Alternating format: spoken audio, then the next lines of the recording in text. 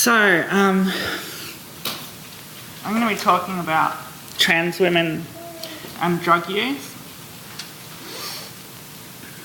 And so I'm using the term trans to refer to people who identify as a sex or gender different from the one that they're assigned at birth.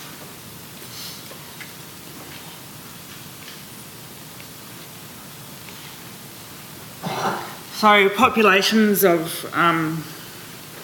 trans women are some of the most affected by HIV internationally, and in some cases even exceed those of other populations. Sorry, is that better? I'll move this closer.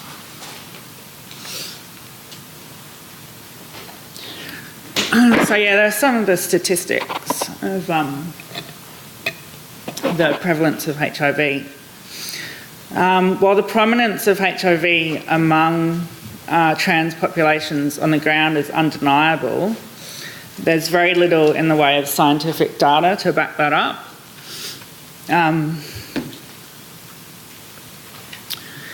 The extent of the HIV epidemic and the reality largely remains hidden due to the fact that trans people have never had an epidemiological category assigned to us. And furthermore, the norms of sex and gender, which underpin existing research methodologies, constitute trans people as invisible and erase trans people. So erasure fuels a specific type of what Vivienne Namaste calls epistemic violence. So this is where trans people are erased from the very production of knowledge around trans bodies and people and the issues that they face. And this erasure has very real implications in that it characterises the lives of trans women with extraordinary physical and structural violence.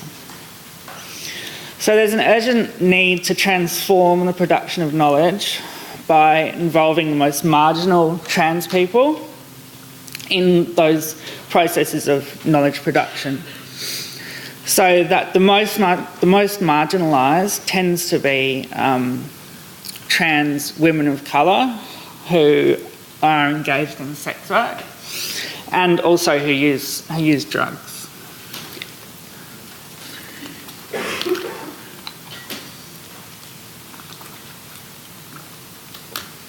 Oh no, my screen's gone.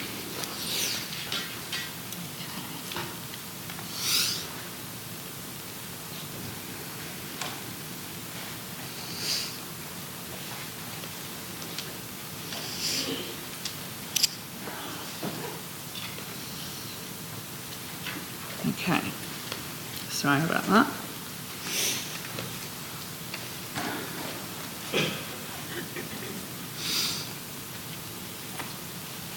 So social justice interventions always need to be formulated around the perspective of the most marginalised people.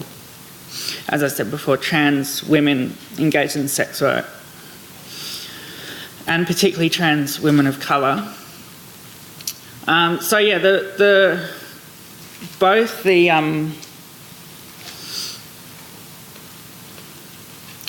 Both the trans and drug using communities share quite a few common goals and outcomes. It's also important to note that trans people are default injecting drug users because many trans people use hormones. And that's often presents problems because those trans people don't see themselves as drug users.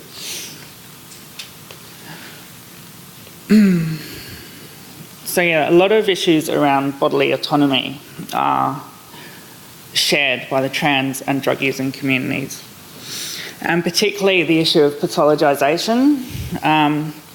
Trans people are pathologised through the Diagnostic and Statistics Manual, That comes under the diagnosis of gender identity disorder. And similarly, people who use drugs are pathologised also through the DSM under the diagnostic criteria for substance abuse disorder. So there's this valuable alliance that comes up between the sex working community, the drug users movement and the trans movement, in that the shared goals of bodily autonomy and deregulation and depathologization. And we should also be wary of these health frameworks that come in and govern through regulation and pathologization. So in this way, it's about finding a balance between legalisation and decriminalisation, where legalisation actually brings more control. So, yeah, decriminalisation is that nice middle ground. So a lot of research has been done around the impact of diagnostic categories such as gender identity disorder. And that's been done in relation to trans lives and practices of sex, gender, and stigma and discrimination and marginalisation.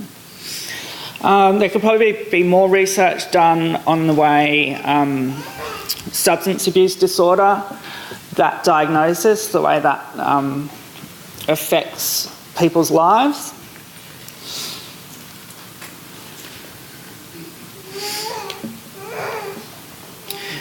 So, yeah, one of the things I want to focus on is that goal of human rights. And as Judith Butler puts it, the matrix of gender relations is prior to the emergence of the human. So basically Judith Butler argues that in order to be seen as a human, you first have to have a gender or a sex. So yeah, we're not human unless we're ascribed a gender. So this is the level that trans people are struggling at. Like, it's at the level of processes of subjectivity, basically. So trying to access identity documentation in our preferred sex or gender, and so that the failure to obtain ID denies access to services. So, and that's a lot of those services are around the delivery of what we would call human rights. So a lot of trans people, because they don't have identity documentation that matches their preferred sex gender, they can't access those services. So yeah, the whole notion of human rights is problematic for trans people, because how can we claim rights when we're not even recognised as human beings in the first place? So I think activist interventions, we really need to formulate those interventions around the perspectives of the most marginalised, as I was saying before. So it's trans women of colour, trans sex workers, and people who use drugs. So we really need to include trans women in drug user organising and policy formulation, and have trans women involved in that production of knowledge. And in this way, human rights interventions will only ever benefit trans women if we can actually think critically and deconstruct the sex and gendered normative underpinnings of human rights approaches.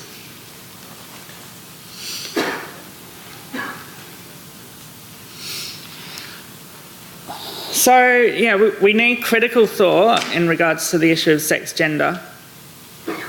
And this critical thought has to be interwoven in the formulation of harm reduction practice, and not just an afterthought. So I'd urge people not to leave. There's this common idea that, like with the LGBT movement and the push for marriage equality, and they say, well, we'll get marriage equality and then we'll come back for the others who are less fortunate or more marginalised. But I think it's really important to include trans women from the get-go, and to actually have those that critical thought around the normative underpinnings. And yet, if we can include trans women on that level in the production of harm reduction knowledge and practice. Please don't leave us behind, and make sure that, we do have that critical thought. So thank you.